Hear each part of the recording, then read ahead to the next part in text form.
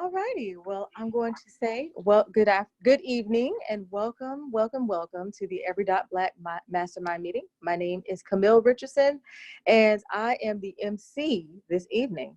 We're going to start off with a little bit of housekeeping tonight. I first want to start off by letting you know that the meeting is being recorded and is also being streamed on Facebook Live.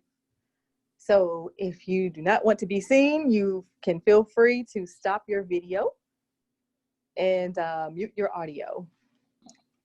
Also, please stay on mute unless you have a question or a comment. And please hold all questions until each speaker has finished. So we'll have time to speak, just wait until the speaker is finished speaking. If possible, you can raise your hand to be called on, and that is one of the features in your Zoom. So you can hit the raise your hand button. And when you do raise your hand and you are called on, please speak your name and your location so that we'll know who we're talking to and where you are. So now I'm just going to go over how the program is going to run. The program for the evening includes the Every.Black introductory video. After that, I'll share the mission and purpose of Every.Black and the benefits of attending a mastermind meeting. Deborah Wright will be reading the S.B. Fuller book, followed by a short discussion. Then Every.Black founder, Jimmy Davies, will share announcements and give tech tips. Ms. Wheatley Exum will share an encouraging Bible verse. And then Ms. Jacqueline Bowens will introduce our speaker for the evening, Mr. Marc Hamm. And behind the scenes, we have Ms. Kim Smith as our engineer for the evening. I also want to let y'all know that after the presentation, we'll be doing a networking exercise so that everyone will be able to meet someone else on the call tonight. We'll then close out the meeting with a prayer. So now, Jimmy, if you can go ahead and play the introductory video. I grew up in Flint, Michigan during the 60s, and I remember as a child the civil rights movement. And I remember as family would huddle around this black and white TV and watch all of the things that were going on in Alabama and Mississippi. Some of my cousins, older cousins, were active in the movement, and every Sunday we would have a large Sunday dinner with the extended family. And they would come back on Sundays and they would tell us about all the things they'd seen and done. And as a child, about 8 or 9 years old, I always wanted to grow up and be a part of that. But by the time I became of age, it was all over. All of the marching was done. I always felt left out, that I didn't get a chance to participate in the civil rights movement. But little did I know that God had another plan for me as a computer instructor and database developer. We as a people had to overcome slavery and secondly, obtain our civil rights, being able to eat in any restaurant or stay in any hotel that we wanted. But the third piece is economic equality. I'm convinced that to achieve economic equality, it has to be through entrepreneurship. And we must use technology and a strategy of global networking. And that's why I created Every.Black, to use my 30 years of experience as a computer instructor and database developer, to use technology to promote our members. We do it in a wide variety of ways. Of course, we list them on the website. We list our members in a directory that is downloadable from the website and our podcast, and distribute it at trade shows and other events. We constantly promote our members on social media and weekly email blast. Our social media followers and recipients of our email blast numbers in the tens of thousands. With over 30 podcast shows that air weekly, we reach people around the world, educating them about every aspect of becoming an entrepreneur. Where you can be interviewed on one of our podcasts or join Every.Black and have your own podcast.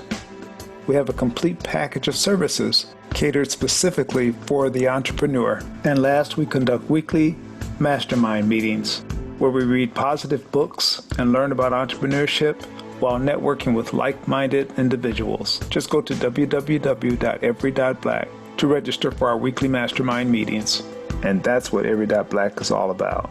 Whether it's through mastermind meetings, providing the members with more exposure through social media and email blast, interviewing the members on podcast, and even providing them with their own podcast. We also make it very affordable for anyone to join, from a basic listing to a bronze, silver, or gold membership.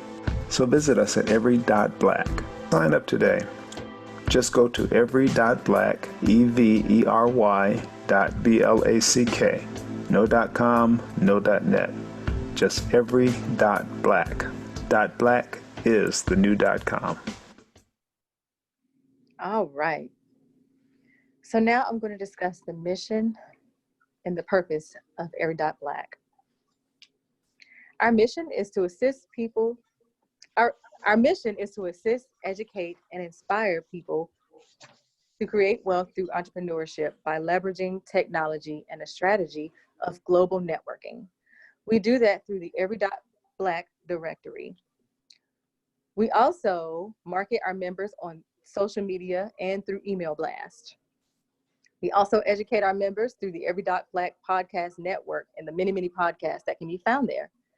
And the best way is at the Mastermind meetings right here on Zoom every Monday night at 8 o'clock.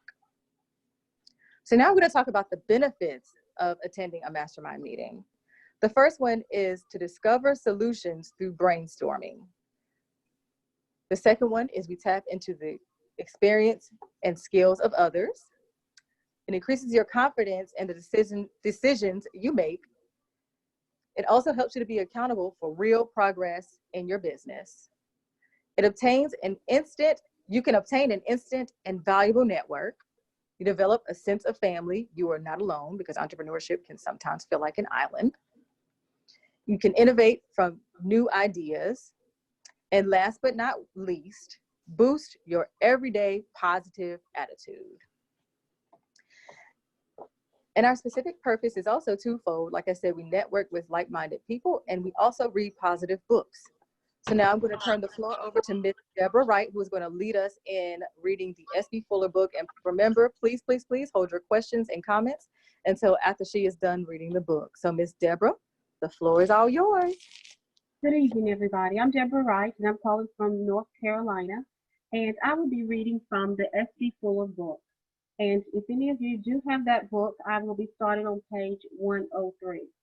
And as we have discussed in the past and mentioned in the past, S.B. Fuller is a pioneer in economic development. He actually became a millionaire starting in the 1940s. And so in the 40s and 50s, he was a millionaire and gained a lot of notoriety as a businessman. So I'm going to be picking up where we left off last week. We left off last week where he was answering questions from an interview that was being conducted by the News and World Report in 1963. And the title of that interview was "A Negro Businessman Speaks His Mind." And so I will continue with the questions that were being asked to S.B. Fuller. The next question that was asked him in the interview from last week is, have Negroes done everything that they can do to help themselves? S.B. Fuller said, no, I don't think they have. They have failed to go into business. I'll give you an illustration. In Chicago alone, we have millions of dollars invested in church property. I know of one church in Chicago that cost over $1 million, but we have not had that kind of money invested in business. Now, according to SB, he continues, now if those people could put $1 million in their church, they could have taken another $1 million and started a business. And this would have helped them employ themselves and others too. So the interviewer asked Mr. Fuller another question. Do you find Negroes thinking about ways to take advantage of that market? His response was no. Too much is being said to them about civil rights, and too much has been said about their second-class citizenship. I don't consider myself a second-class citizen. Can Negroes, do you think, consider themselves first-class citizens? Mr. Fuller replied, yes, if they work at it. I don't think that you legislate quality in the man. Quality is developed from within. And I don't think that any law you pass can make me second class because I am what I think I am. The interviewer asked, did white people try to keep you from succeeding? His response was no more than they would have any other competitor. In America, it's a capitalistic system and it's competitive. Of course, they're going to give you competition. When I started selling among my own people, there were white people out there selling to them too. But there was no barrier because of my race. Looking at your success, what is the secret of it? First, a man must have determination. He must be ambitious. He must be enthusiastic about doing things for himself. He must have confidence in himself. I have confidence in myself. I have more confidence in myself than I have in anyone else. So I would not trust anyone to set a salary for me because I realize that I will pay myself more than anyone else would pay me. I have a sixth grade education, but last year I paid income tax over $100,000. How else could a sixth grade scholar have a job in America that paid him over $100,000 a year unless he was in business for himself? The interviewer asked also, why are Negroes reluctant to get into business? Are they afraid to assume responsibility, do you think? Mr. Fuller's response was, yes, I think so. But there have been some failures in Negro business. There are failures in all businesses.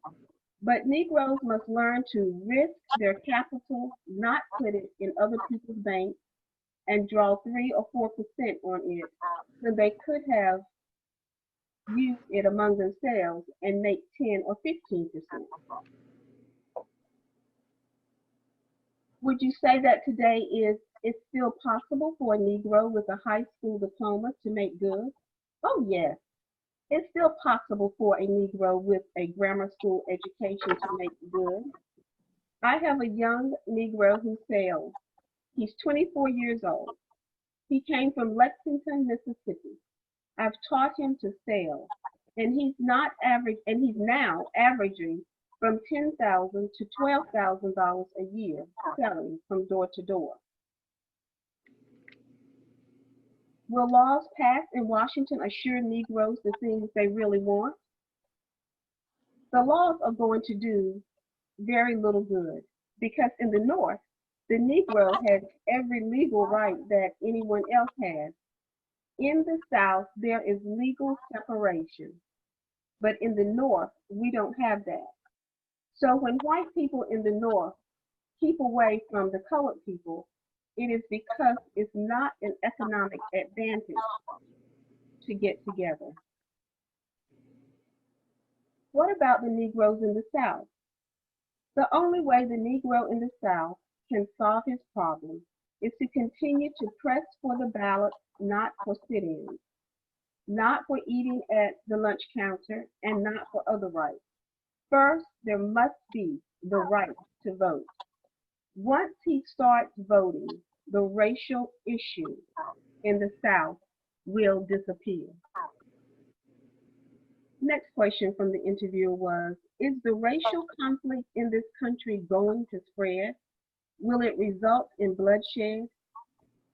No, I don't think the racial conflict in this country is at its height right now. From now on, it's going to have a trend downward. Do Negroes still tend to feel inferior? Yes. Negro people are just as good as anyone else. This they must know, but they cannot convince others until they convince themselves.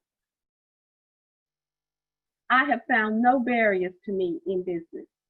I am a member of the National Association of Manufacturers, of the Chicago Association of Commerce and Industry, Illinois State Chamber of Commerce, National Association of Direct Selling Companies. I serve on committees. I can be elected to any office that I aspire to in these organizations. There is no discrimination that I have found in these organizations. I'm going to stop there and allow anyone who may have a comment about anything that I've read. Okay, well, first of all, I want to comments. I just wanted to thank you, Deborah, for the reading. And yeah, as people are gathering their thoughts or any comments, I just wanted to say that, like say, this was back in 1963 when he gave that interview. And some of the things he was saying in there, as far as things getting better, it makes me wonder right now with the way things have been going lately. But what do you all think? Anyone have any thoughts about what she read at that time, or from the interview at that time?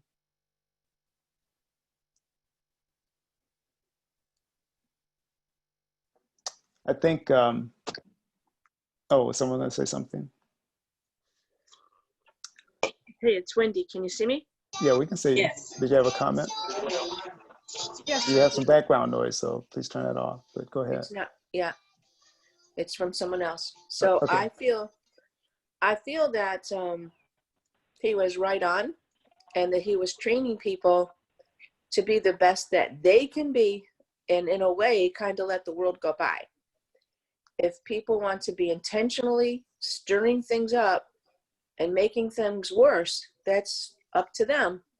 But what we do with our days, our minds, and our lives matters to ourselves, to our God, to our family, to the generations to follow. We're still the witness of what is right by being who we are in Christ, for Christ, and with others.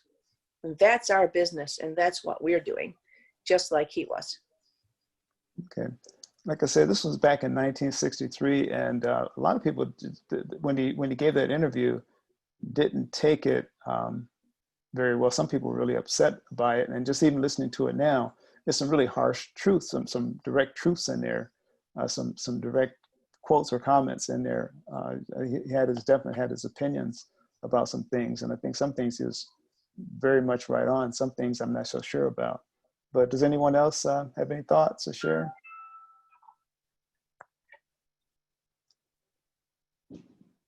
Well, if not, what we do each week is we continue to read the book, and next week we'll just pick up where we left off today. And we've been reading the book now for a good 6 months or so.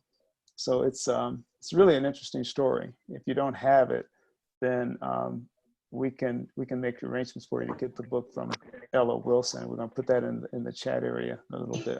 So we're going to move on. But Jimmy, yes.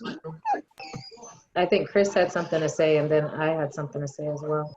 Okay. I'm Chris McIver, calling from Clayton, just south of Raleigh, North Carolina. Two things. One, I wanted to comment on his focus on the voting rights as the means to other ends. I believe that myself as well, that all the rights stem from that, and every threat to the right to vote and every restriction on the right to vote restricts all the other rights that come along with that. Secondly, as a financier, as somebody who's agree with his focus on, folks wanting to being able to focus on building that wealth for the next generation and having that type of insight and not kind of spreading their focus around. You can almost see that with this past weekend, some of the things that have been going on, where there are some folks that are really focused on the task at hand, and some people kind of off in the fringes, not really contributing to that goal. So, I mean, you can see that kind of, like you said, even as the years have gone by. All right. Okay, Kai, you said you had a comment, and then we're gonna move on. But you had something to share, Kai? I do. You'll have to excuse the background music. Wisdom's watching YouTube Kids. But I wanted to speak on how just on point he was. I felt with everything he said. One of the things that the journey that my son and I have been on, one of the things that God revealed to me is just how, and even with everything that has transpired this week, is about the love that we have for ourselves and others as a Black community. I can't say that everybody falls into that category of lacking self-love, but there is a lot. And we can see it by the behavior that has stemmed. A lot of people are talking about, you know, the anger and the frustration and things of that nature. My concern was, I had two concerns with the things that happened this weekend. Is one, is if we really loved ourselves, why would we destroy what belongs to us, even if it didn't belong to us personally? Like one of the women in Minnesota who I was reading an article about, she was a Black woman, had started her business from the ground. Okay. And it just broke my heart that her business was destroyed. It was among the businesses that went up in flames. And that love that we have for ourselves automatically has to extend to others. Now I realize there were instigators and stuff like that, but across the nation. Well, what we want to do also, though, we want to just, because one of the things that we do want to do maybe in the networking is talk more about some of the current events, but we want to kind of stay focused on the reading.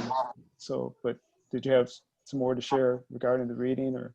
Well, I was just saying how prophetic it was, that the comments he made, how they relate to what's happening to today even, and how in 40 years, things have not gotten better, they have gotten worse. And just like was said, he felt like things were getting better. And I feel they did for a time in a different way.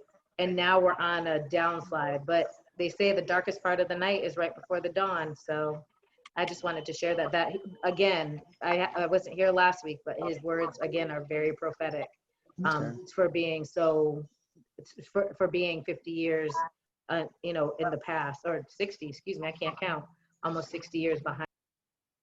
Right.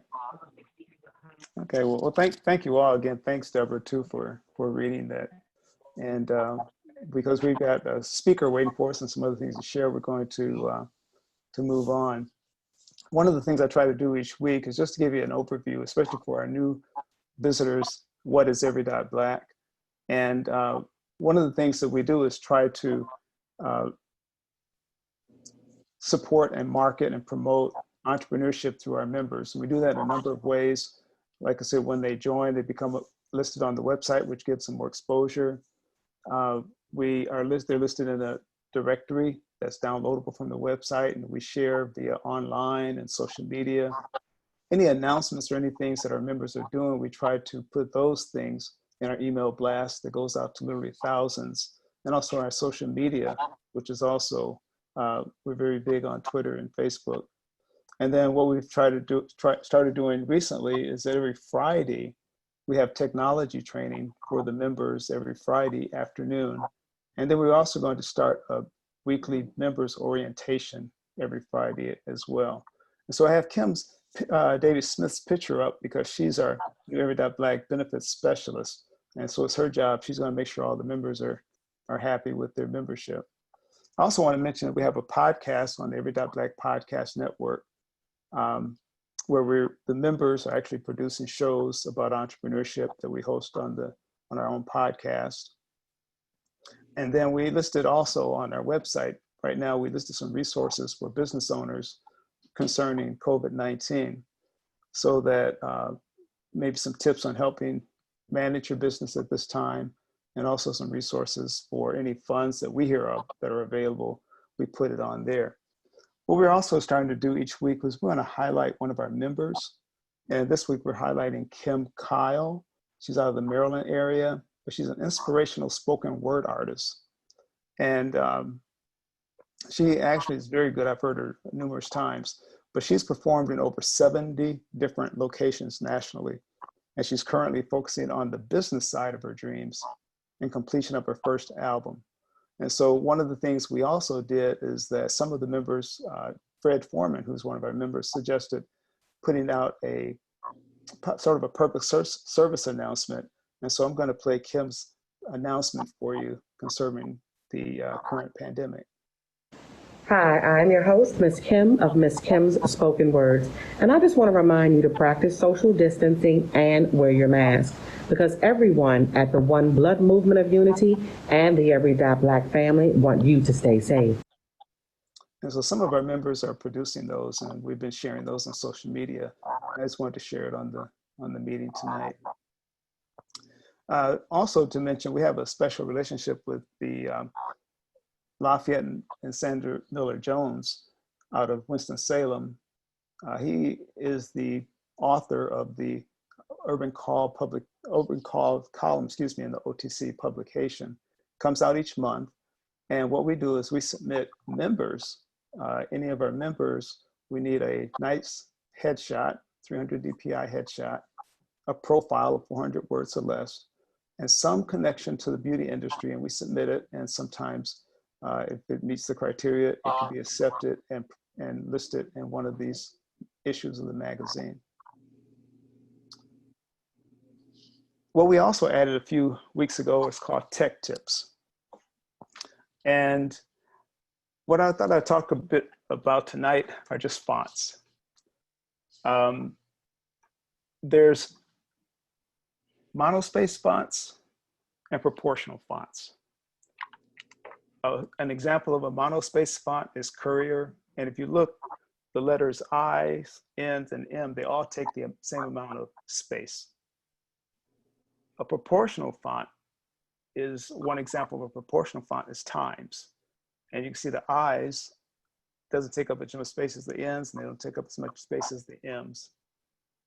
And I want to tie this in to why you need to know this, but I just want to give you a little background history.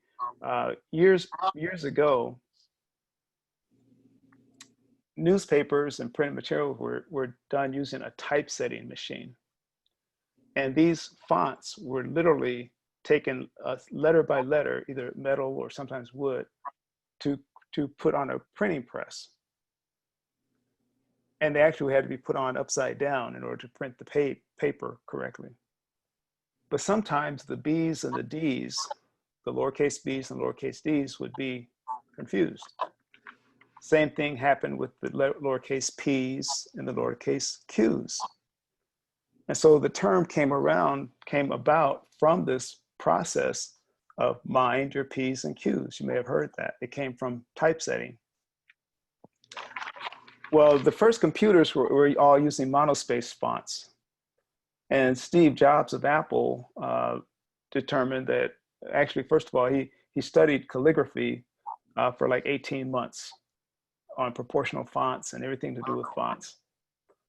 And when they created the Macintosh computer, he insisted that they have proportional fonts in the Macintosh computer, and which really started the whole desktop publishing revolution. And I can remember years ago when I was actually providing computer training, and I met with a lady who was still using a typesetting. She had a typesetting company, and she just swore to me that it would never be replaced. But I realized that later on, she really just didn't realize what was coming down the road. But I wanted to tell you also, just share something with you. There's two basic font families, the serif and sans serif fonts. And in typography, a serif font is a small line, or serif is a small line or stroke that's at the end of a particular letter or symbol. And if you look at the two examples down below, Times is a serif font. The sans serif font doesn't have those serifs at the ends of the letters, like Helvetica is a sans serif font. If you look at the H or the S or the T of Times or the S of, you can see that little serif at the end. And I just put some other letters on there, A, B, C, D, E, F. The E and the F is easy to see.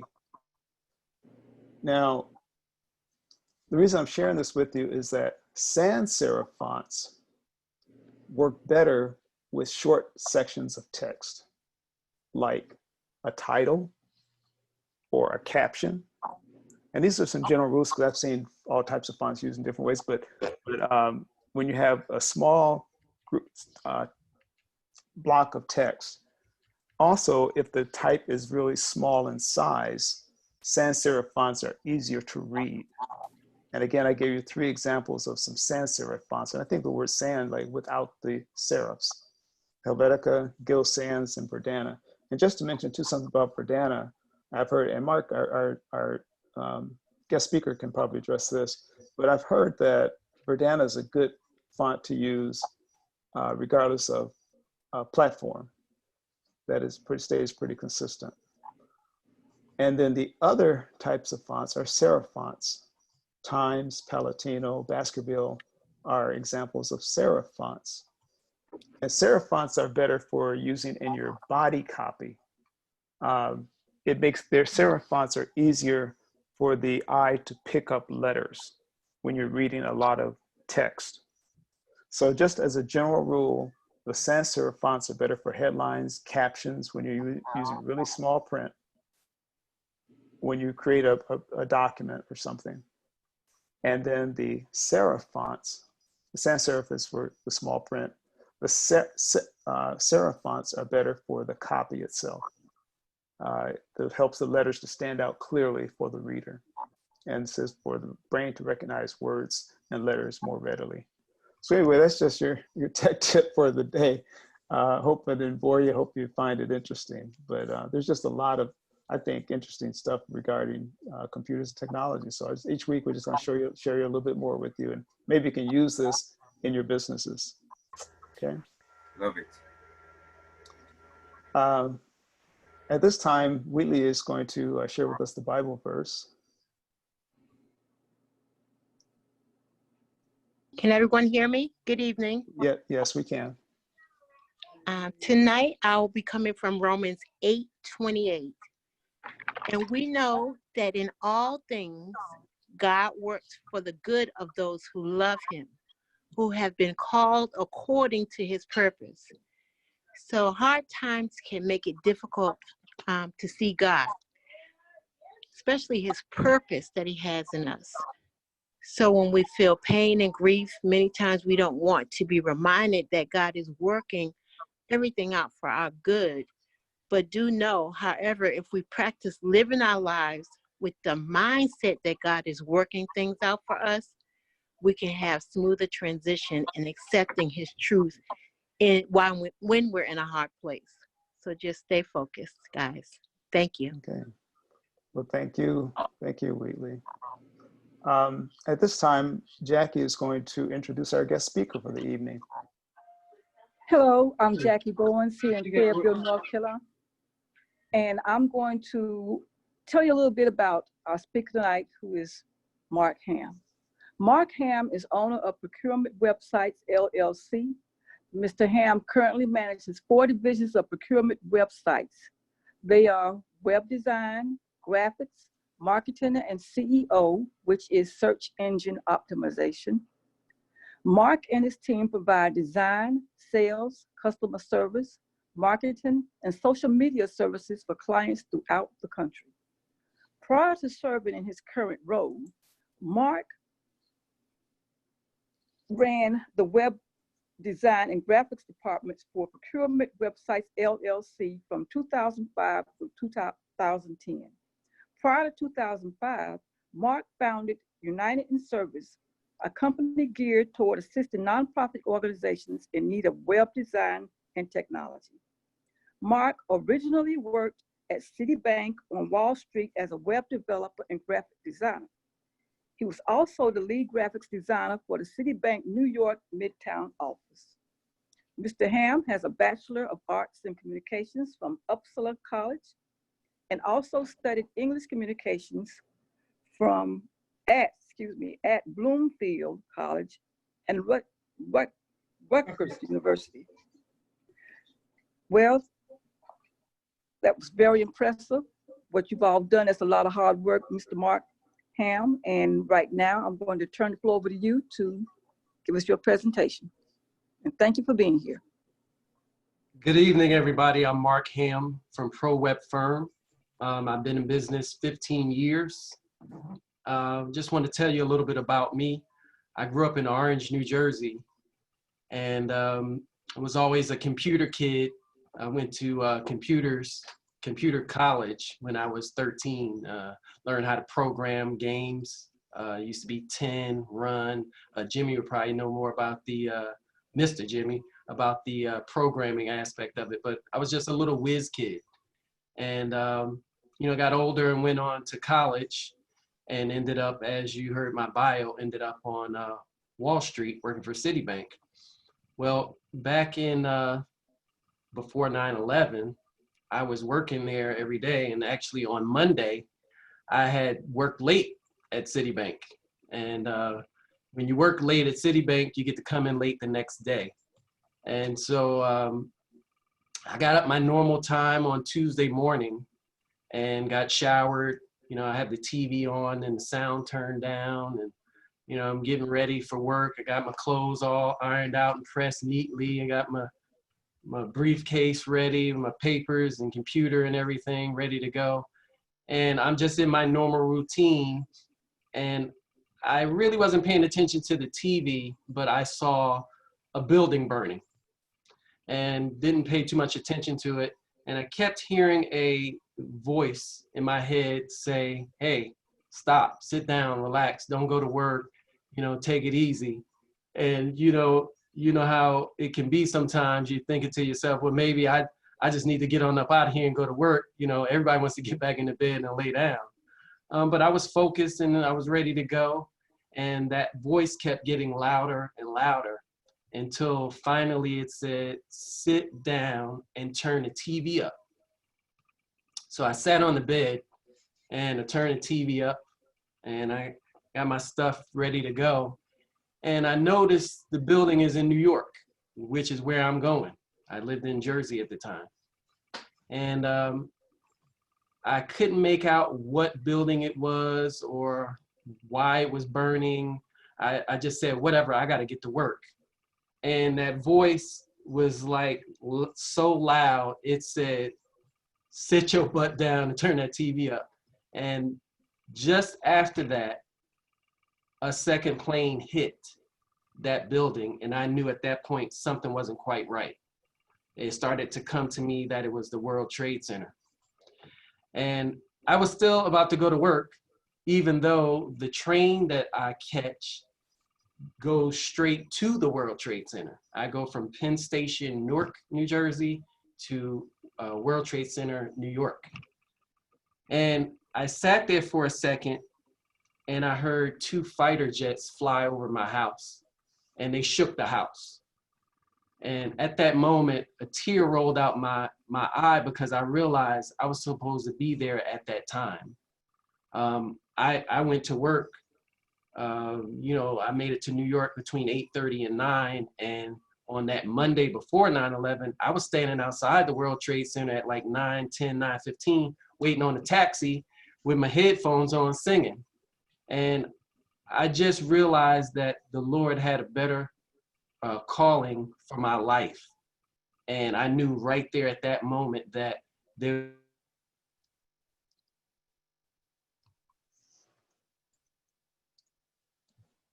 Mark, I think we may have lost you. was a bigger purpose for me. Can you hear me now? Yes, we can now. Okay. Did you hear, I'll pick up from where I think I dropped.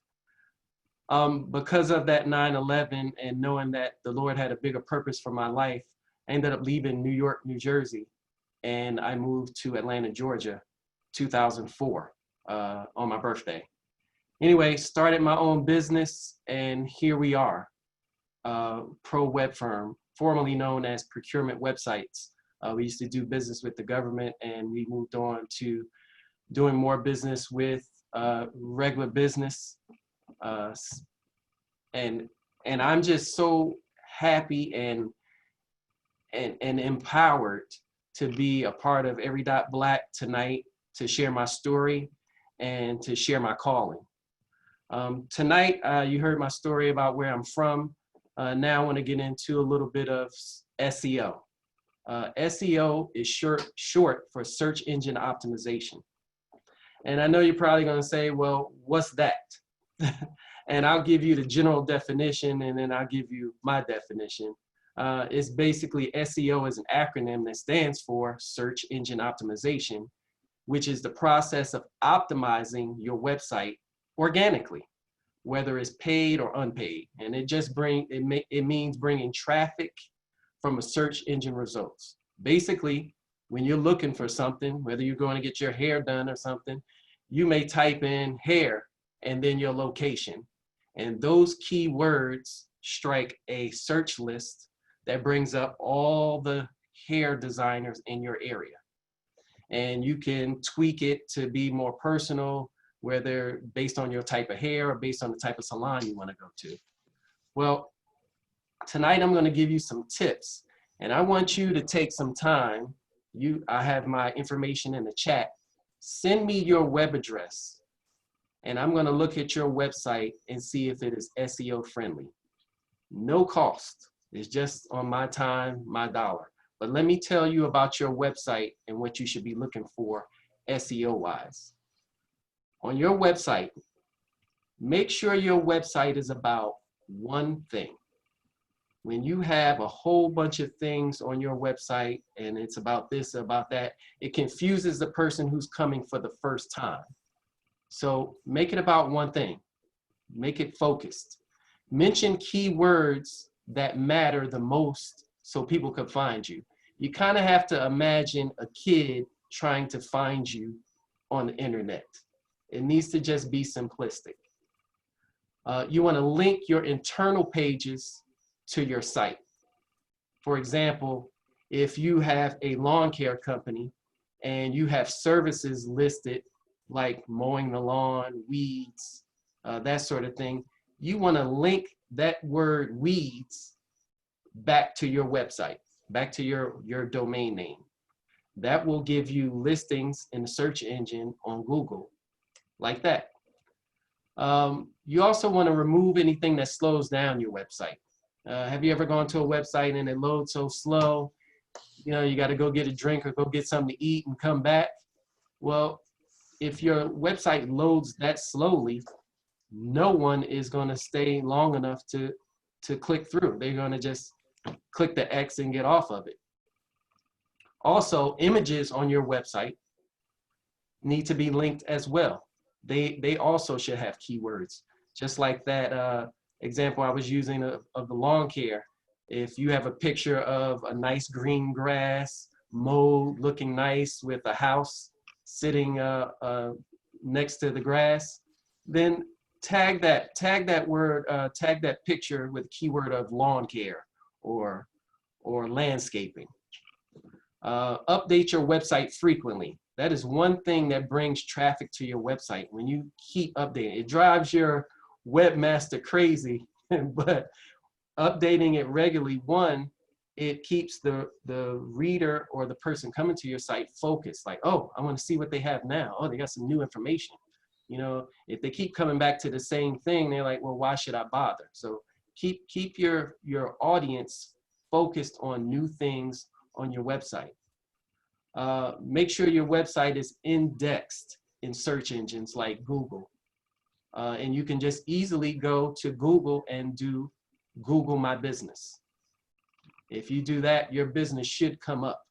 If it does not, then you want to submit your website to Google so that it will come up in the search engines. Have other websites linked to you. You know, if you're a hair care business, then link your products to maybe where you get them from, or like I can't even think of not one hair product because right now I'm not using any. But anyway, you want to link your website to other websites to bring you traffic, and they're called reciprocal links. So maybe your friend has a website that you work with, you should have a reciprocal link. And if you ever have one domain name, and me and Mr. Jimmy were talking about this earlier, if you have and I'm gonna use it as an example, if you have Every.Black as a domain name, next week it shouldn't be Every.Brown or Every.Green or Brown.Black. Keep your main domain name always, no matter what. The trick is you can always add domain names to bring traffic to your website, but never change your main domain name, because once you establish in Google and all the search engines, you want to keep that same traffic. And lastly, write on all your text on your website, write it like you would a cover letter for a job. Make it readable to the person who is coming to your site. It shouldn't be in broken sentences. It shouldn't be in lists. It should be written very nicely and thought out like a cover letter, like you want to go get this job. Not so much as a dear sir, but the paragraph text that you write should have a good flow to it. So you really want to hire a proofreader to proofread what you have written or had someone write. Never proof your own writing. And those are just some basic tips of SEO to help your website. And I hope to look in my email and have, I think it's 41 people on here, 40. I hope to have 40 websites in my email that I have to go and look and check your SEO from. And I'll give you some feedback on what you could do to help your SEO. Maybe your SEO is great, maybe it's not, but we'll take a look. I'd like to open it up to questions if we are at that part of the evening. But Sure. I'm Marc Hamm from ProWebFirm.net. Sure. Thank you, Mark. Those are some great tips, actually. I was making some notes, but I just want to ask you, when did you first get the idea of being an entrepreneur? Very good question. When I first had the idea of becoming an entrepreneur, it was at 2 different times in my life. The first time I was a kid sitting in my father's shop. My father is a retired shoe repairman. He was in business 31 years. And, you know, I used to sit in the shop every day and bag up the shoes or run errands or sweep the floor. And I would see how my father handled people coming in the shop and how he was always respected in the neighborhood. And somehow that kind of got in me. I respected that about my father. I respected that sometimes the client wasn't always right. He would tell people, hey, this is Jerry's shoe service. You know, if our product isn't good enough for you, you go down the street. And not in a disrespectful way, but he was always about his clients. He always gave extra customer service. He always went above and beyond. And that stuck with me. Once I finally got in business, I knew to give great customer service. That was the first inkling that I had about entrepreneurship. But I was a single parent, and me and my son were living in Union, New Jersey. And I remember one day he went to school, and I was sitting there just thinking, like, you know, life has got to be better than this. You know, we just going to school and work and back home, and it's just like a circle. And I started to pray for about a year, and I wrote on a little napkin, you know, Lord, and I'm paraphrasing, Lord, please give me a job that will allow me to be at home, to watch my son and get him back and forth to school, as well as use my computer-based skills and abilities to be in business. And I prayed that every day.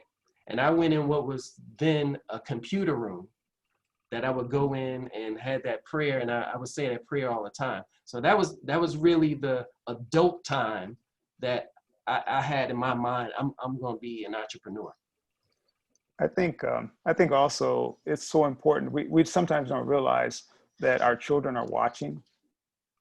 So I think it's important that they see, you know, in your case, you saw your father being an entrepreneur, and that was ingrained in you. But I think it's so important that our children see that in us, because you never know who's watching. I had a cousin who had no idea, but he heard me talking about entrepreneurship, and a year later, he said he had listened and decided to start his own business doing web design, what you're doing out of the DC area.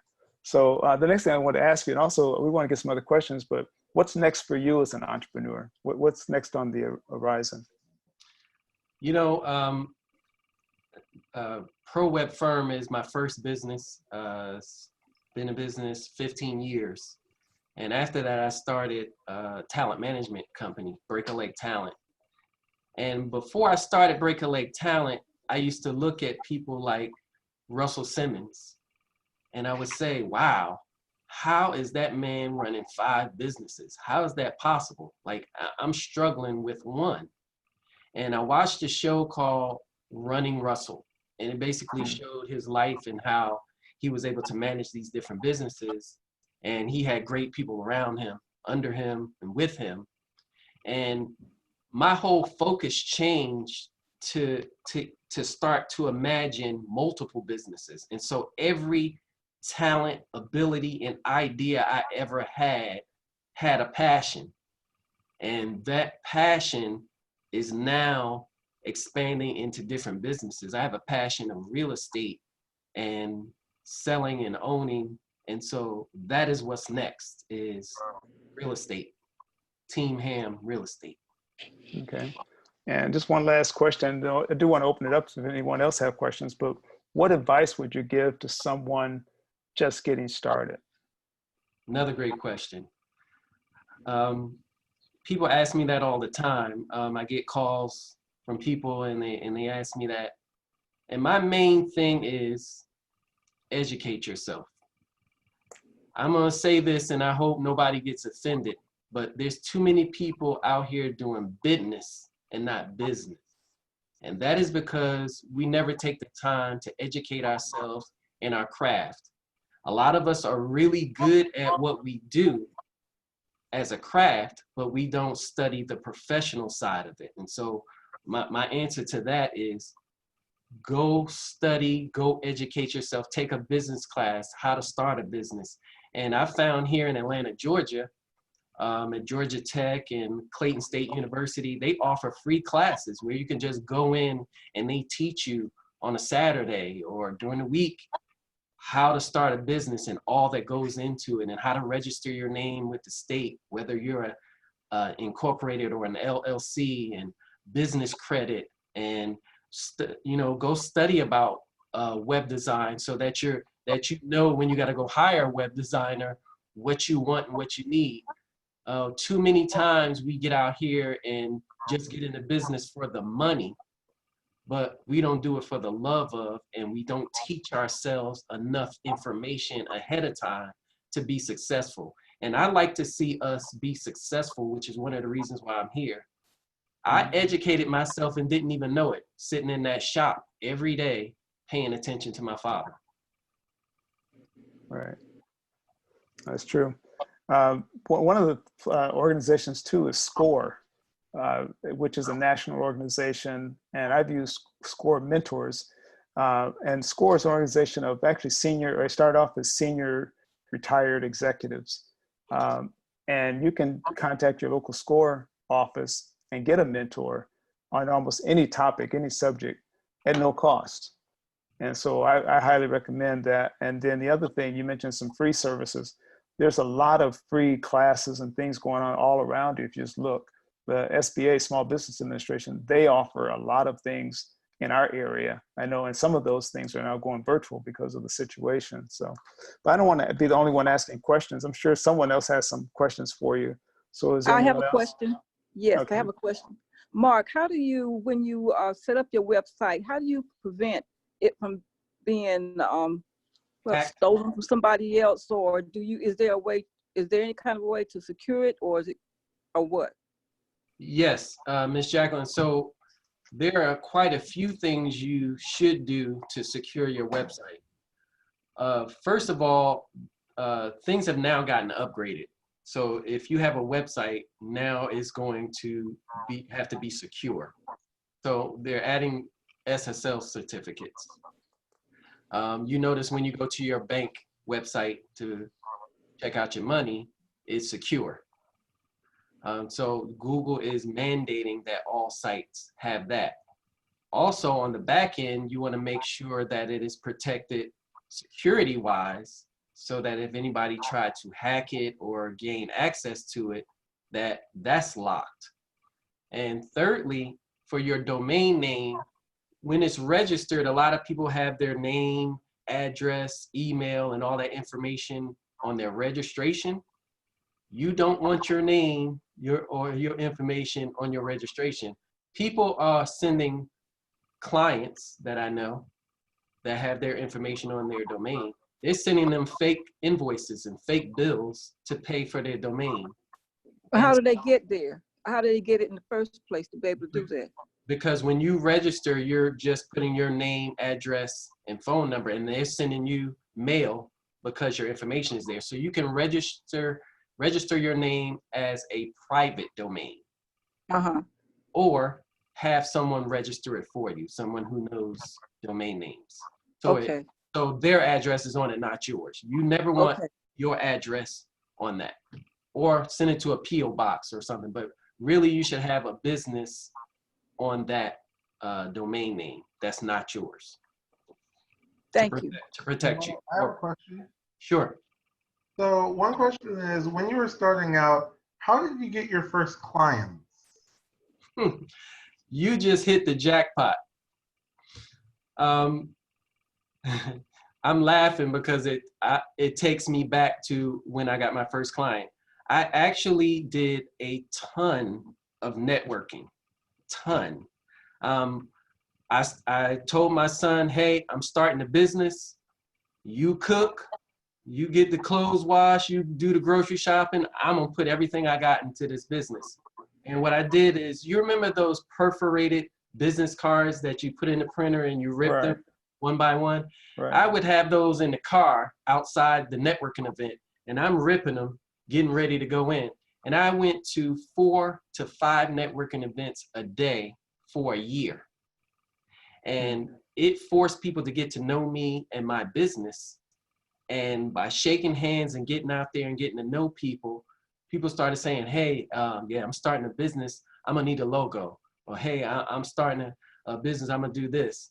And the first client was just someone around the corner. My son was going to Walmart, the grocery shop.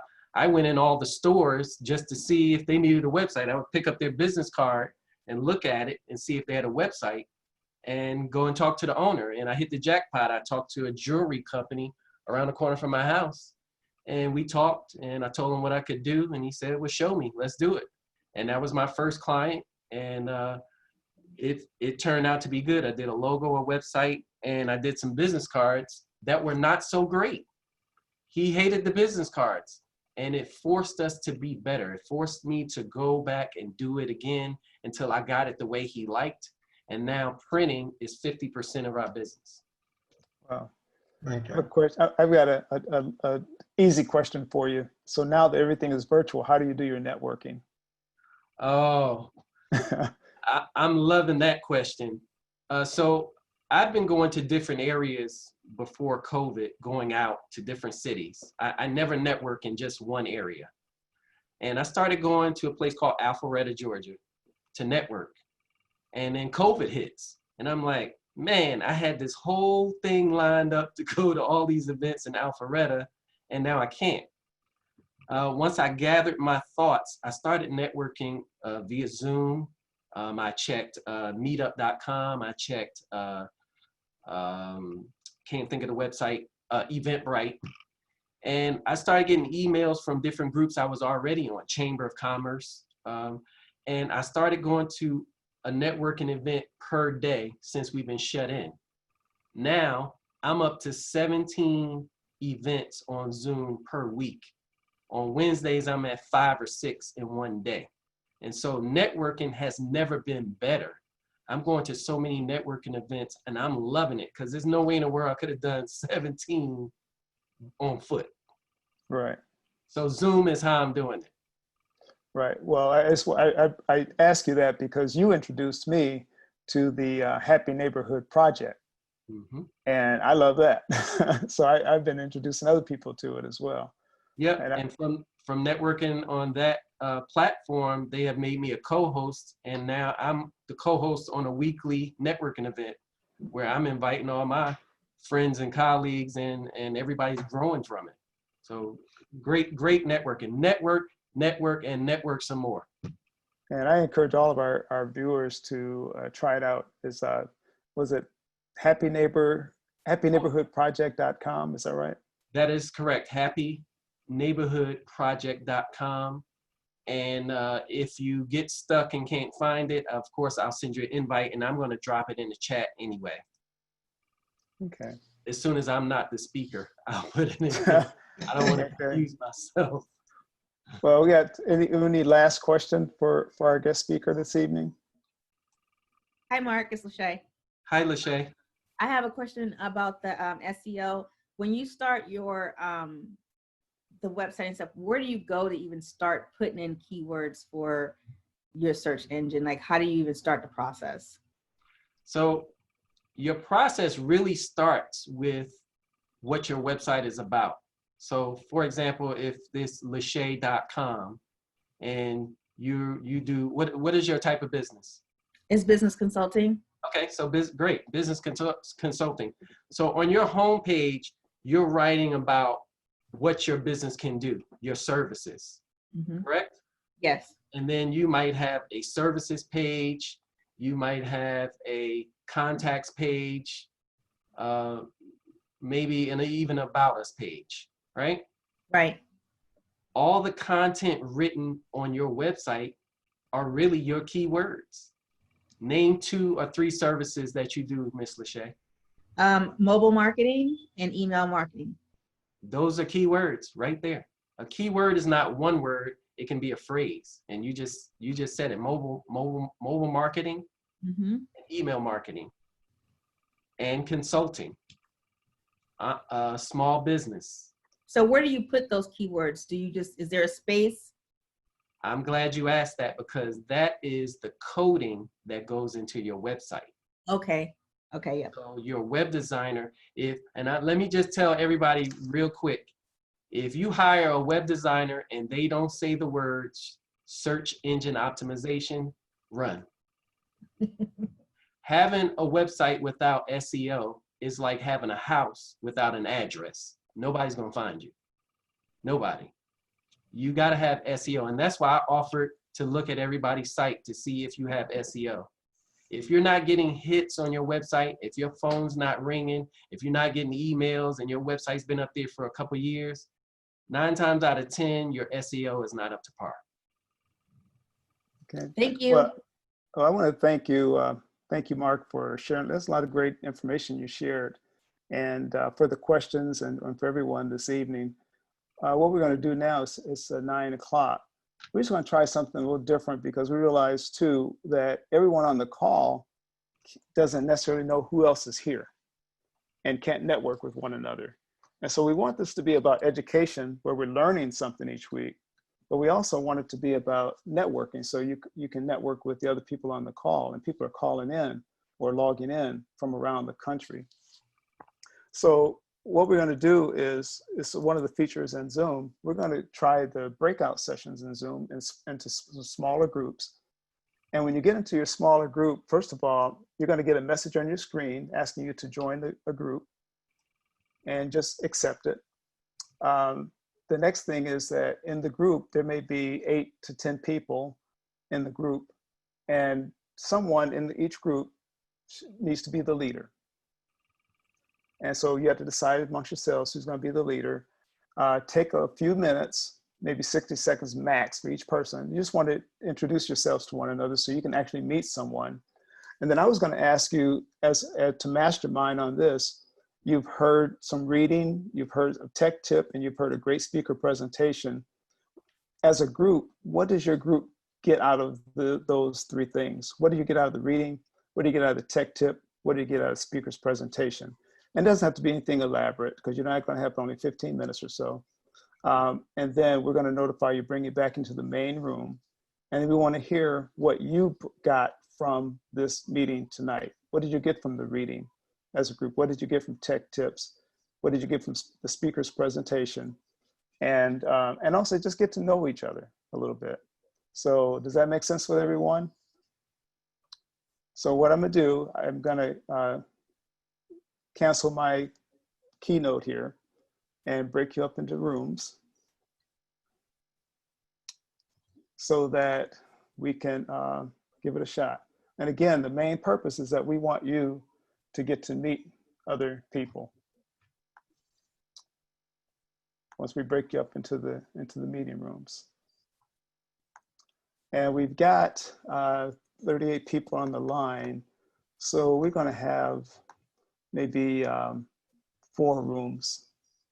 So you get about 9 to 10 people in a room. Hello, you have to unmute yourselves when you come back in. Yeah, we're gonna need a 2 or 3 minute warning. We're back. Well, I hope you got to meet That somebody. was great. Oh yeah. Miss Leone, Miss Leone, make sure I have your info. We'll finish talking later.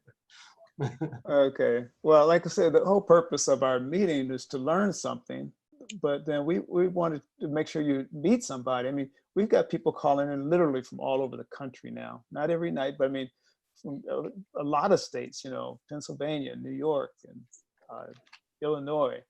And the only way, you know, this is a good way for you to get to know each other, meet one another, and build those relationships. So anyway, looking at the time, we're trying to wrap up by 9:30, but we will leave the line open till 10. However, group one, do you have anything to share? Who's group one? I think that was us, Miss Jackie. Breakout room. Oh, that's us. Okay. So what we did was really got to know each other. Everybody talked about what they were doing, their mission, their passion. So we got to know each other through talking about what we all did. And it's just so good. We also agreed how good it is to be with like-minded people doing something positive. Powerful Black women. Y'all must have heard us in there. We're just that powerful. It was really good.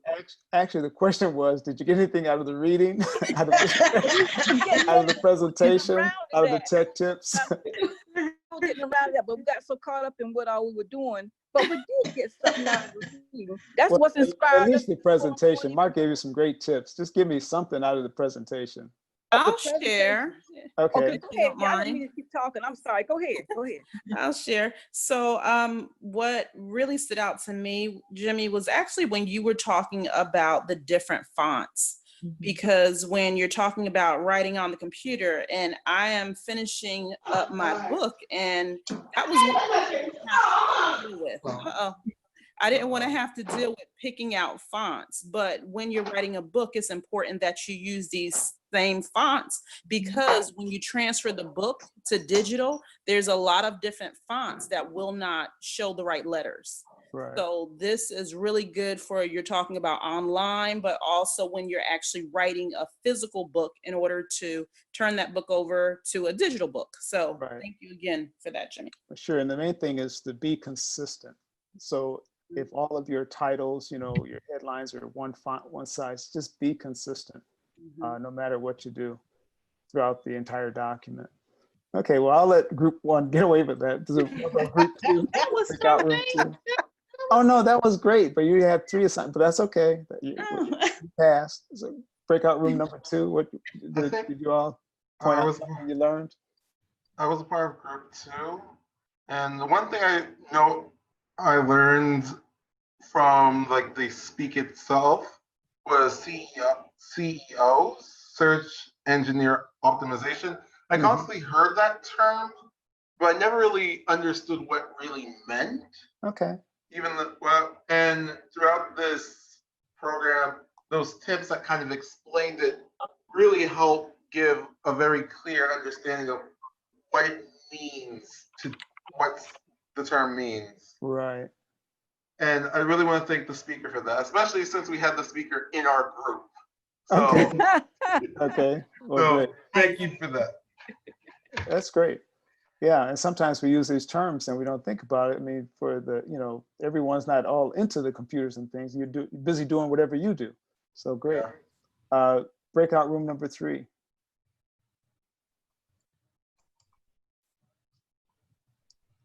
Anyone from breakout room number 3? I don't know what group I was in. We were Jones, Chris McIver, Mary, Mia, Nick, Nicole Wilkins, Patricia Jones, Rashida Wright. Oh, Wendy was in 4. Wendy informed me. Yeah, we were in 4, Wendy. Yeah. Yeah. Yeah, we had. Did you guys do anything? We did. What'd you do? Give us some feedback. Well, I was really making sure everybody did the interconnect. That's one of the things that, okay, that's a new feature that you added, and I think that's pretty outstanding. We talked about, I think Jermaine we mentioned that he came here specifically to talk with Mr. Hamm about his SEO expertise, and I kind of talked about, as a Every.Black member, talked about how we just have lots of expertise in the room in general, you know, with yourself, with Kim, you know, Mr. Hamm, myself and Chastity being financial planners, where he's starting, you know, doing something with the business. Some of the other folks were coordinating off to the side. The vocal coaches and the life coaches, you know, had like a quick little sidebar just within the room itself, within the sub room. So, I mean, they kind of broke off to themselves again. Okay. I think it was pretty useful time. And yeah, we could have used like a 2-minute warning too, because we were still. Okay. Well, actually, first time we've actually done this, and when I clicked the end meetings, I thought I would give a chance. It just automatically went to 60 seconds, but I may be able to alter that in the settings or something. But we're running on 9:30, so I'm going to move on to breakout room number 4. And also, Chris and Cynthia, we got to get you on the schedule to be speakers. You both carry, you know, have some valuable information to share. Let's breakout room number 4.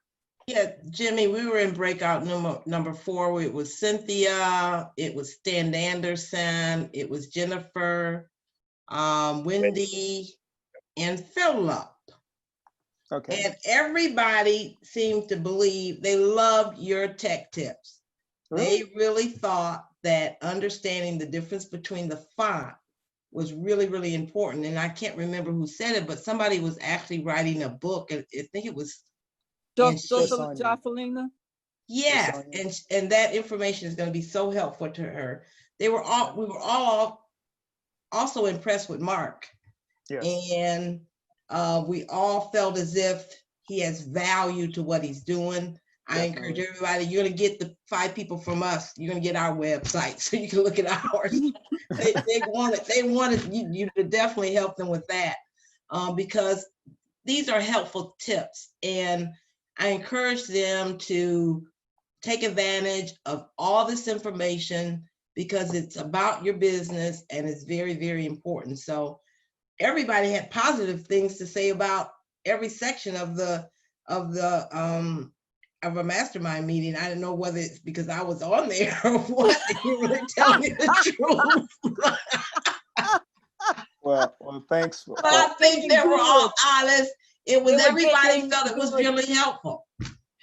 Well, I want to thank you all, though, and especially you, Mark, for being our speaker tonight. Really, a lot of great information, a lot of good lessons in there too. Watching your father become an entrepreneur, the networking, that's a lesson right there. You just network like crazy, and no matter what you do, it's going to be successful. But you got to be committed to it, and then providing a good customer service. So thank you all. What we're going to do is we always close out with prayer. And so we were closing out at 9 o'clock, but because we added this, it's going to be 9:30. We just want to run it through tonight. And then after that, we're going to leave the line open for another 30 minutes if you want to stay on. So I always ask anyone like to close us out this evening. This is when it gets really quiet. Wendy's got her hand up. Okay, Wendy. Lord, thank you for your goodness. Thank you for your oversight of our lives and how you know us intimately.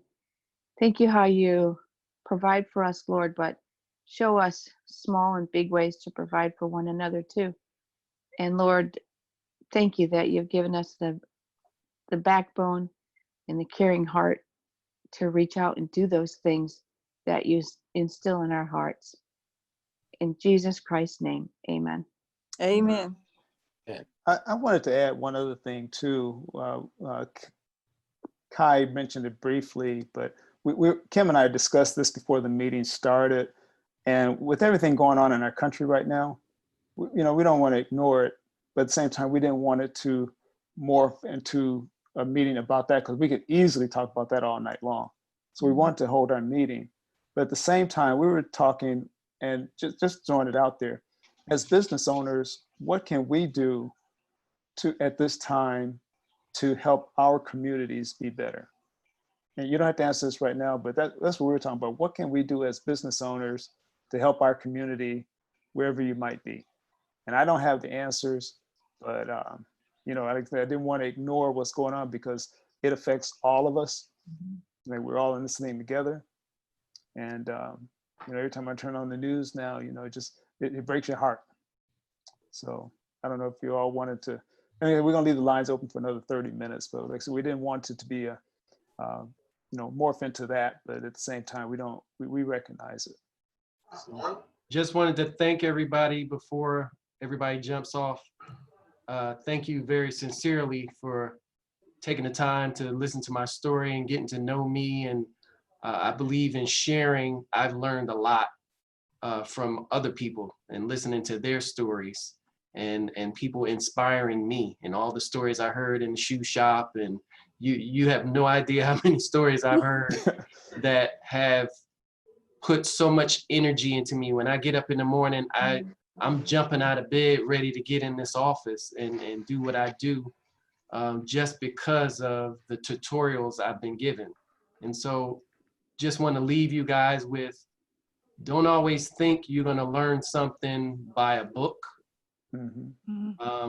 You also need some experiences and some stories to learn from. And when you put it all together, then you got something. And my mom has always said, when you get your ducks in a row, you on to something. And so I encourage you to get your ducks in a row.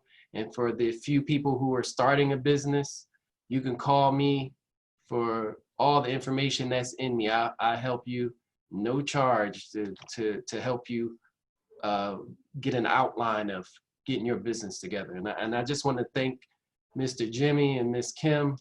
Thank you so much for having me, you guys and ladies. I really appreciate you. Thank you. Thank you for everything. We appreciate you too. Thank you for your time. And how can they reach you, Mark? Did you give out your web address or email or something? I'm at prowebfirm.net. Phone number is 770-954-9141. And my email address is mark@prowebfirm.net. And all my information is in the chat. Okay, great. Great. Well, like I said, we'll leave the lines open if you all have comments. I believe somebody's asking something, Jim. Oh, yeah. Hi, Jimmy. My name is Arkesia Jackson. I reside in Milwaukee, Wisconsin. This is my first time in this group, and I think this is phenomenal. I do want to add, I work in this in a political world. I encourage, like, if you don't know what to do, I encourage you to reach out to your local elected official, regardless if they're elected official or not. I encourage you to reach out to your local elected official and let them know, how can I be helpful? I know for a fact there is a shortage of mentors in Milwaukee, Wisconsin. And maybe something could be set up pertaining to that youth that's out there with unanswers or unsure what to do or how to handle frustration. But I'm for sure there is space where we could reach out and join a mentorship program to help, get a kid under our wing, or to offer a moment or a space where they could feel secure to express their frustration and their stress. These kids want to be heard. They don't know how to handle their frustration. And I just want everyone to just kind of look inward and see what kind of energy you have that you might be able to offer to some youth or just some people within your area. Right. Thanks. You said you're in the political arena. What do you do? I currently work for the Democratic Party of Wisconsin. I'm the training and development director. I have worked on several campaigns and my focus is to make sure I get women like me, Black women, into office. So I enjoy running political campaigns and making sure that we are at the table. And women are at the table, we are more inclusive. Right. Well, thank you. Yeah, that's some good tips, good information. You can continue to talk. Kim prepared something, and Kim, I'm gonna, since we're trying stuff out, let's try it out. What are you talking about, the poll? Yeah. Okay. There is a quick 4-question poll. Ooh. Yeah. So, have you launched it, Jimmy? Yeah, I did, but you know what? I see it. Yeah, I see it. So if you would please be so kind. Well, Kim, before you ask them, yeah, we're gonna have to go back to this one because they can't answer the questions. You can't? No. Well, you know what? We're still tweaking it out. It's a progress. I just answered the question. Oh, you did? Okay. Well, yeah. Okay. Maybe they did. Okay. Oh, well, what did y'all do? Just hit the thing? You just pick one answer per question. Maybe because I'm the host, I can't do it because I'm the host. Miss Patricia, I just checked your site and you're looking good SEO wise. Good job. Miss Patricia Mosley. Oh, that's Pat. Yeah. She was on there early. She was on earlier. Okay, I'll catch her. Can I just throw something out? Two things, actually. One is Miss Jackson, who just spoke. One of the things I would love to see, and maybe this is something that we really do need to get our elected officials aware of, because I don't know how many people are, but the Universal Declaration of Human Rights was a document that was signed by the United Nations. And as far as I know, there are no laws that protect it in the United States. And everything that is happening that is affecting the Black community in a negative way is a violation of one or more of those articles in that declaration. The declaration is over 70 years old. It was put into, it was proclaimed and declared by the United Nations on December 10th of 1948. And I was just on a call on Saturday with the American Descendants of Slavery, and I was talking about it, and they didn't even know about it. The Raleigh area one. Yes, but, and so. But you know what? The thing about that is, I don't care what kind of laws you have in the book. It doesn't matter to those people out there that's killing and hating on people and terrorizing. It doesn't matter. It's gone past the laws. What have the laws done? And you know that they'll be followed. Nobody follows those. And the ones who made those laws, most of them from years and years and years ago, racist. Well, so it's going to take more than getting those laws straight. Well, Kim, were you going to say something?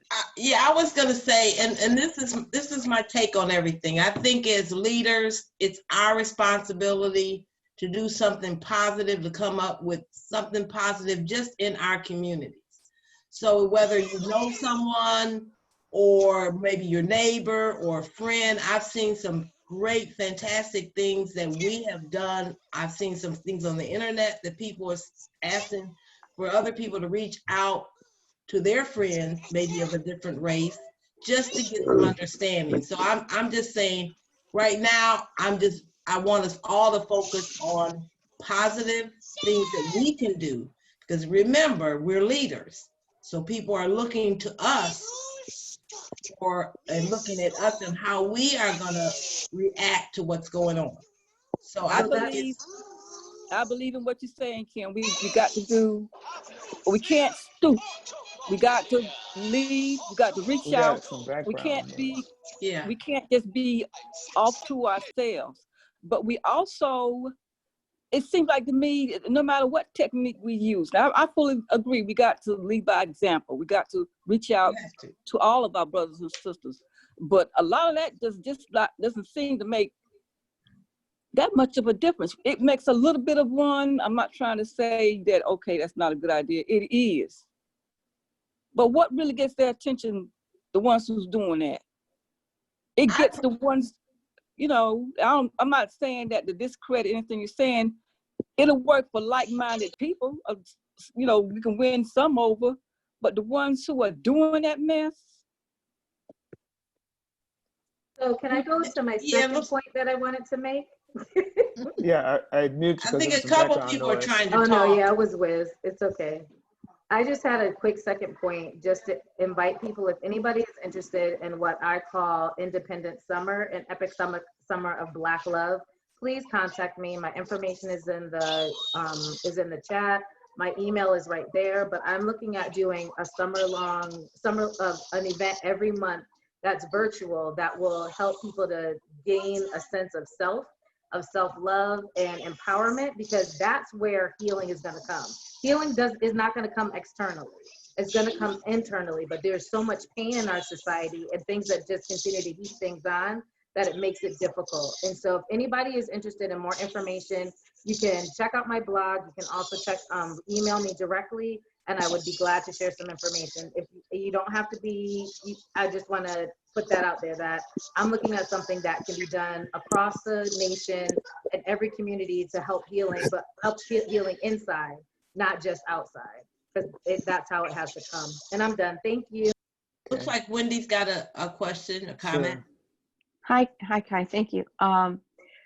I feel like I would be remiss to not mention an experience that I had this week. I might take just like 2 minutes. Is that okay? Well, time's clicking. You better start. Okay. I'm from New York. I can talk fast. So I was on the phone with a friend. We developed this friendship over the last few years. We talk once in a while. She's been over my house, had her son in the backyard to do gardening and things like that, things that matter to them. They have black skin, I have white skin. And she said that we were in a networking group. Hello? We were in a networking group together a couple of years ago. And she said that I said something that caused all the people at the table to kind of run out of the room because they wanted to come hit me. So instead they ran the other way. And she stopped one of them from coming to kind of, really get gruff with me, which I appreciate. And I was unaware of any of this. And she's like, in her heart, she's like, but I know Wendy, I've been to her house. This doesn't make any sense. This doesn't fit. I don't know what's going on, but I'm also offended. But she never talked to me about it, nor did they. So now 2 years later, she and I are talking on the phone. She brings that situation up and the details start coming back to her. So she shares the conversation with me, what we were talking about in the context. And I shared with her, what you just mentioned that everyone kind of said that I said, I didn't say. And I know I didn't say it because that type of thinking is not in me. And then when she gave me the context, I was like, oh, well, that was with my Haitian son, and this is what was going on with him. And that comment would have been about this, not that. And she's like, oh my God, that makes complete sense. And you know what? 2 years have gone by and nobody talked to you about it. Everybody's thinking the other thing. And that wasn't it at all. And then she shared another incident where a good friend of hers just that week had the police come to her car and have point guns at her head when she was parked at the car just looking at her phone. And they said, are you so-and-so? And she's black skinned and it was night and she was terrified, trapped in her car. And she said, no, and she'd been trained. So she said, no, would you like me to pull out my ID? But she didn't move, right? So she handled it appropriately, but she was feeling like it was because she was black that happened. So I had the opportunity to share with her that my sister, who is white, was pulled out of her car, put her arms behind her back, handcuffed, because a mistaken report had gone in saying her car was stolen and they were thinking she was the thief. So sometimes people are doing their job, but we can take it one way. And in these conversations, like the Bible says, if we have aught against one another, go and talk with them before you put your gifts on the altar. So that would be my encouragement. Yeah, I think what you the first instance, communication is so key. One of the things that South Africa did that I wish our country has never done. One of the things South Africa, they had for 2 years with Desmond Tutu and Nelson Mandela, they had a truth commission. I don't know if y'all remember that. And basically they had communities meeting and talking about what had happened. And there was no, if you came forward and shared your story, whatever, they were not looking to, put anybody in jail. They just wanted to talk about it. For 2 years, they did that throughout the country, just black, white, whatever, talking about it. And I think, we as a country has never, in my opinion, has never talked about, never come to grips with the reality of 400 years of, so that's just my personal opinion. But again, I don't want to, go negative. I want us to focus on, like Kim said, what can we do? And so what Acacia suggested is things that we can do, because you can't change the past, but what can we do at this point to go forward to make a difference? And we're all affecting someone. I think one way. Go ahead. Okay. One way I think we can help with what's happening now, like as things happen, one of the things with riots is some black stores and even non-black local stores are being hurt by this.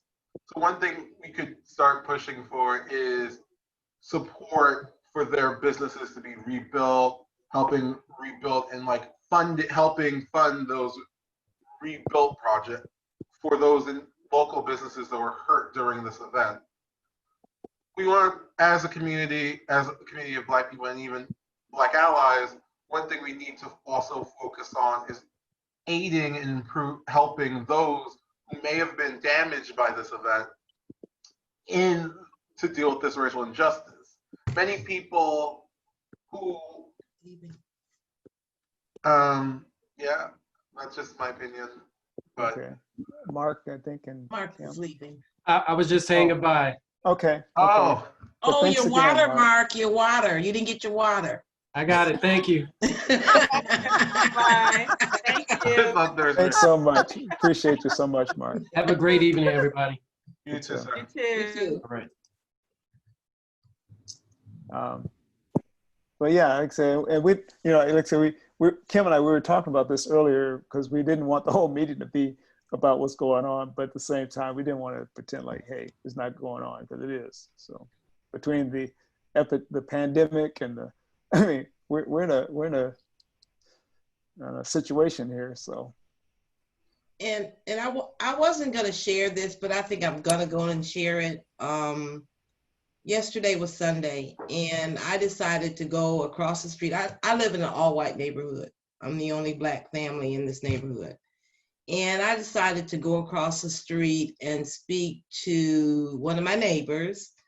And she had actually came up across the street the day before and wanted to voice her, what felt bad, just wanted to see what she could do to help. And I basically thanked her for wanting to listen and wanted to help. So I asked her that if she could understand what's going on and why people are angry and this is going on, and to share that with her friends so that they can have some understanding, because it's going to require unity by all people, in my opinion. It can't be done by us being separate. It's got to be a united front. That's true. And one step at a time. So it's going to take the whole country coming together. Mm-hmm. Yep. And I'm looking for solutions to bring the whole country together. I'm not going to wait on somebody to pass a law. I'm going to figure out something that I can just do in my community. That's what it takes. Run for office, Miss Kim. Run for office. Oh, no.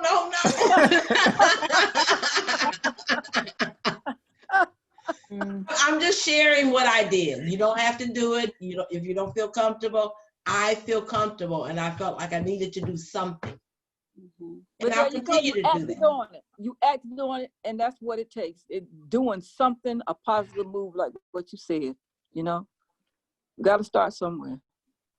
Because my only concern, and I think as a lot of people, is there is, I think, two groups of kind of people. The people who see this and are listening, but there are also people who automatically dismiss this. Like, there's so many people on the side. So when it comes to the conversation, it does beg the question, how do we even start the table when half the country is saying this is automatically wrong? They'll say things like, look on black crime statistics or gang violence. And that's kind of the thing that's always been difficult for me when we can talk about the conversation. How do we open ourselves to the table to start talking? Well, she actually came to my yard and wanted to have a conversation. I was not available the day before. Okay. So I went and reached out to her because she asked where was I at, that she just wanted to voice her concern, and she felt so bad about what was going on. So that told me that she cared. She has concern. So why wouldn't I take that and go back and communicate to her what she can do? Yeah. Yeah, and if you're looking at when those opportunities arise, instead of being negative, take it and use that to our benefit. That's all I'm saying. Right. I agree.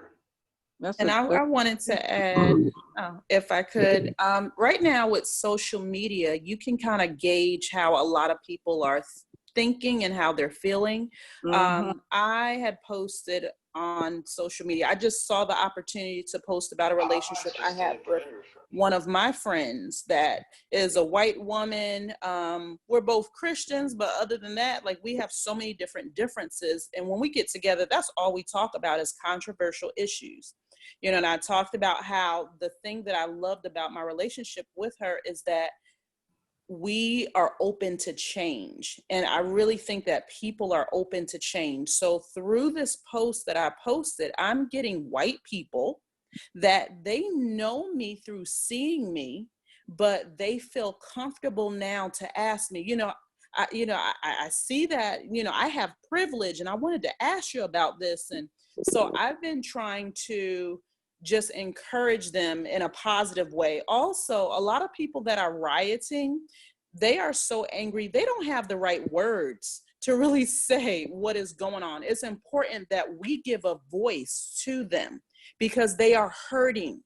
They are hurting. Yes, it's wrong, but it's important for us who can articulate, how some of us are feeling, because all of us are not feeling the same way. But it's important for us to give our voice and make sure that they are known as being human, but they are hurting right now because of things that have happened and we have not had healing.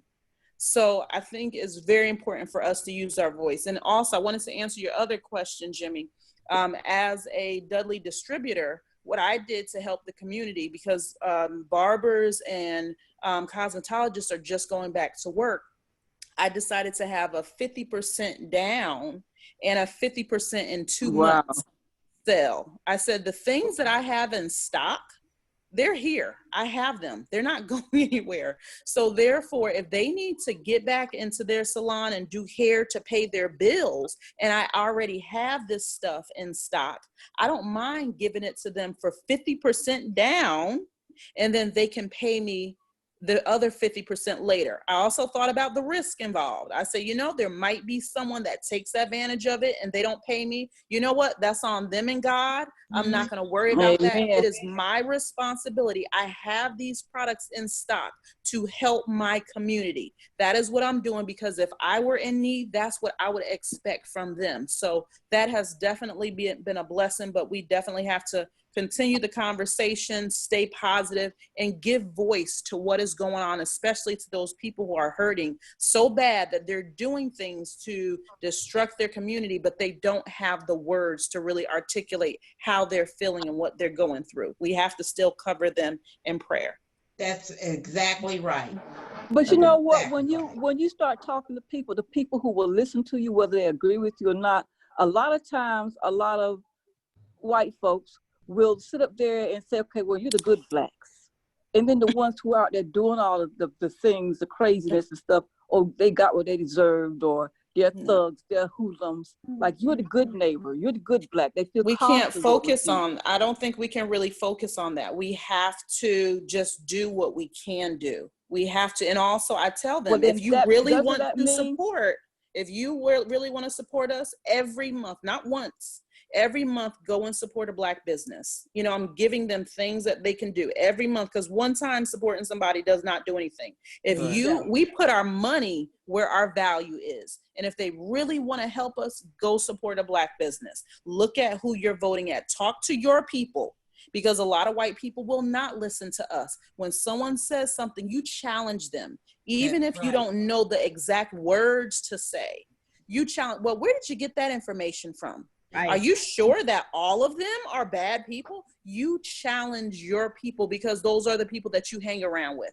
So there are simple things that we can do, but we can't discredit and, the ones that are racist, really racist or what have you, because there's too many people out here who are actually open for change, and we have to take full advantage of this opportunity. So I'm like, to those people, God bless them. I don't got anything for them, but for the ones that are open, let's use our voice. And I said, things they can do, support Black business every month, pay attention who they're voting to, and also challenge the people who are making, putting out lies.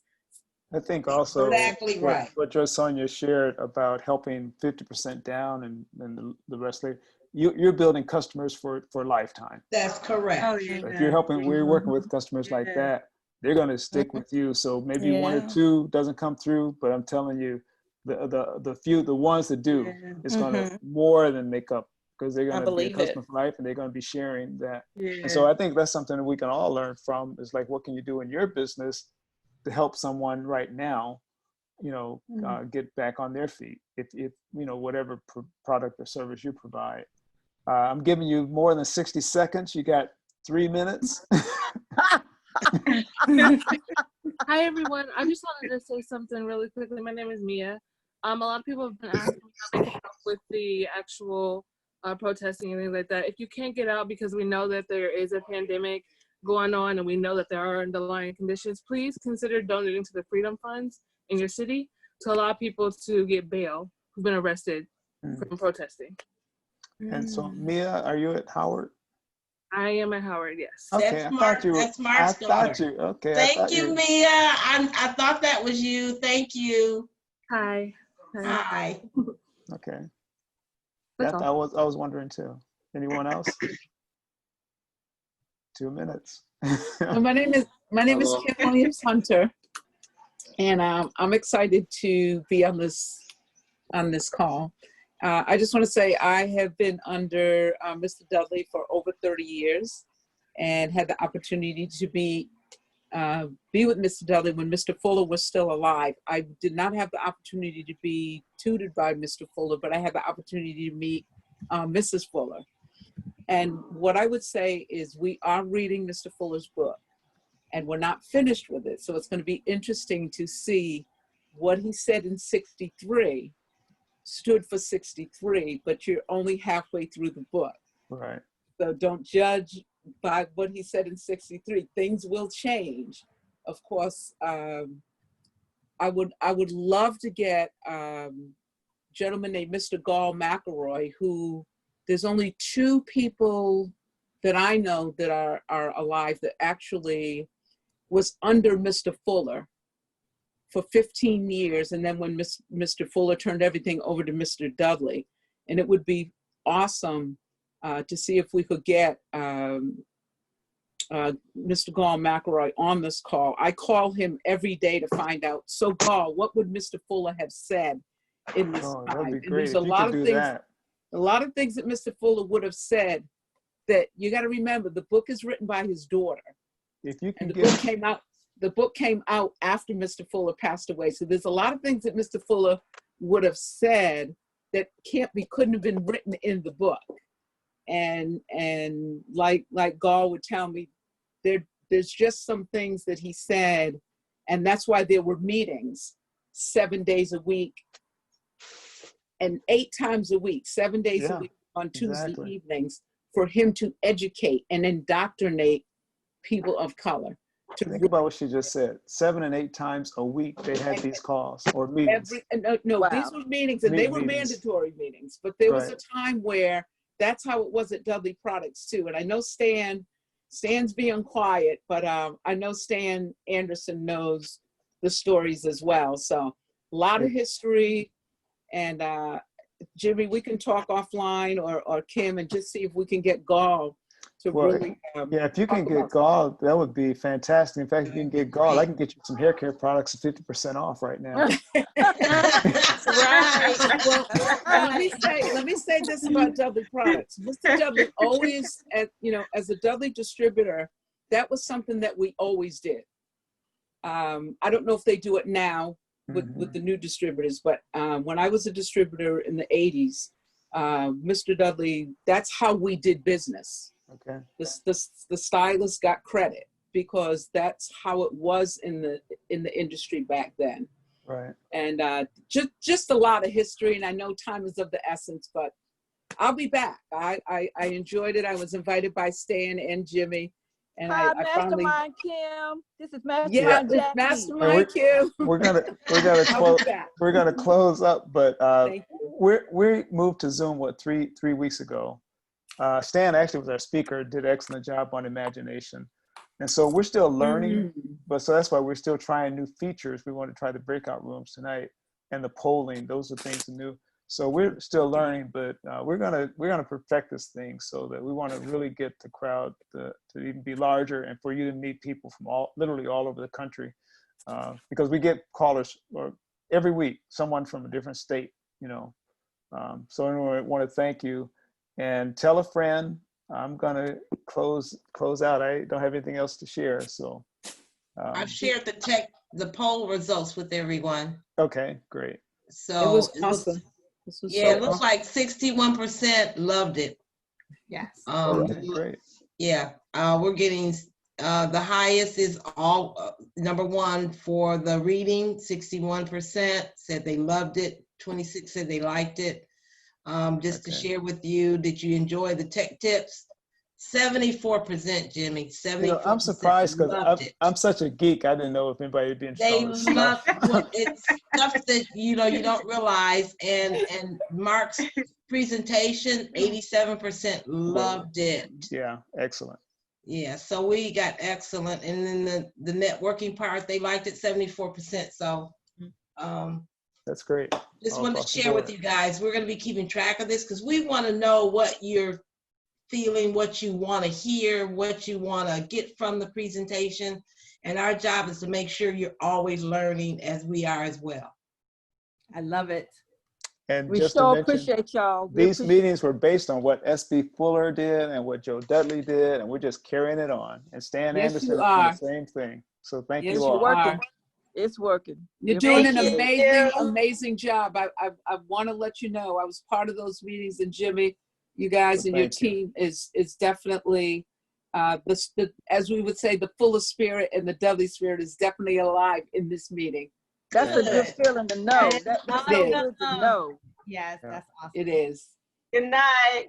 Good night. Good night, everybody. Be safe. Good night, everyone. Good night, all. Masterminds in the morning. Mastermind Good night. Morning. And in the morning at 8 a.m. Mastermind Jackie. Good night, y'all. Good night. Remember to save the chat. Bye. Good night. All right, good night. Good night.